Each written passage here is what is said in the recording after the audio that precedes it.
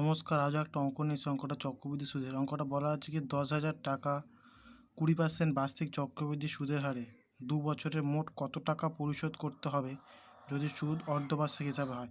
মানে 10,000 টাকা কেউ সুদ নিয়েছে তা 20% হারে এবং সেটা 2 বছর শোধ করতে হবে, কিন্তু সুদ তো অর্ধবার্ষিক মানে হাফ বছর, মানে 6 মাস অন্তর। অর্ধবার্ষিক মানে 6 মাস অন্তর দিতে হবে।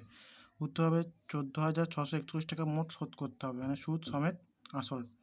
আমরা এখানে আসল মানে কি পি 10,000 টাকা, সুদের হার কি বলেছে মানে আর মানে 20%, কিন্তু এখানে 20% হবে না, কারণ কিন্তু এখানে কি বলেছে অর্ধবার্ষিক, কিন্তু অর্ধবার্ষিক তাই 20 দিয়ে 2 ভাগ, মানে 6 মাসে একবার সুদ দেয়। মানে 1 বছর হলে 20% দেবে, তাহলে 6 মাস কত দেবে ভাগ 2, 10% করে সুদ দেবে 6 মাস, আর বছর হলে 20%।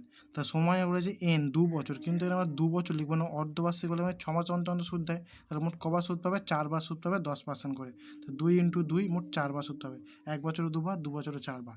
তাহলে আমরা এবার আর সুদ আসল মানে পি প্লাস আই, এ সমান জানি না, জিজ্ঞাসা এ সমান কি আমরা জিরো জানি না, তাই এইটাই বের করতে হবে সুদ আসল বের করলে মোট পরিশোধটা পাওয়া যাবে। তো উত্তর এ সূত্র কি A equal to P into 1 plus R by 100/n, n মানে সময়, তাহলে 1000 এবং 1 প্লাস 10% হারে 100%, 10/100 ব্র্যাকেট ক্লোজ 4।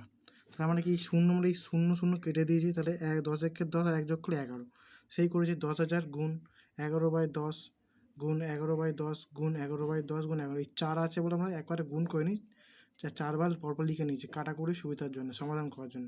তাহলে 1টা 2টো 3টে 4টে, এটা কিন্তু কিছু না, 4টে শূন্য, তাহলে 1 2 3 4, 4টে শূন্য কেটে দিলাম।